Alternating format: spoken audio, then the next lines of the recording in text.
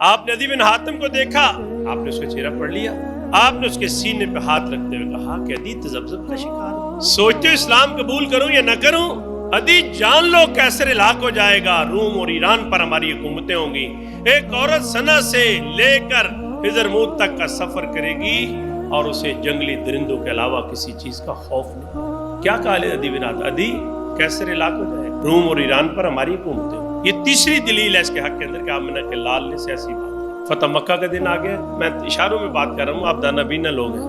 فتح مکہ کے جب نبی صلی اللہ علیہ وسلم بڑھ رہے تھے مکہ شہر کی جانب، تو رات کی تاریکی میں ابو سفیان نبی صلی اللہ علیہ وسلم کے پاس، یہ جو بات ہم عموماً کہی جاتی ہے نا فتح مکہ کے موقع پر، اس نے موقع فتح مکہ ہی کا تھا لیکن اسلام اسے اس دن قبول نہیں کیا۔ حضور کے ساتھ رات کی تاریکی میں ابو سفیان نے مذاکرات کیا، حضور نے کہا اسلام قبول کر لو، کوئی راستہ نہیں ہے تمہارے پاس آؤ۔ ظاہر ہے بہت بڑا سردار تھا، ایڑی چوٹی کا زور لگایا تھا اسلام دشمنی میں۔ آپ نے فرمایا اگر اسلام قبول نہیں کرتے تو غیر مسلموں کی طرح اسلامی ریاست کے اندر تمہیں رہنا ہوگا۔ اس نے حضور سے کہا، انہوں نے کہا یا رسول اللہ مجھے کوئی عزت تو دے دیں، رکھ رکھاؤ تو کر لیں۔ آمنہ کے لال نے پھر کیا کیا؟ آمنہ کے لال نے فتح مکہ والے دن اعلان کیا کہ لوگوں جو ہتھیار پھینک دے اسے معاف کر، جو امان طلب کر لے اسے معاف کر دیں، ابو سفیان کے گھر کے اندر جو پناہ لے لے اسے معاف کر دیں، کعبے کی دیوار کے سائے کے اندر کھڑا ہو جائے اسے معاف کر دیں، غلاف کعبہ کو پکڑ لے اسے معاف کر دیں، اور جو اپنے گھر کا دروازہ بند کر لے اسے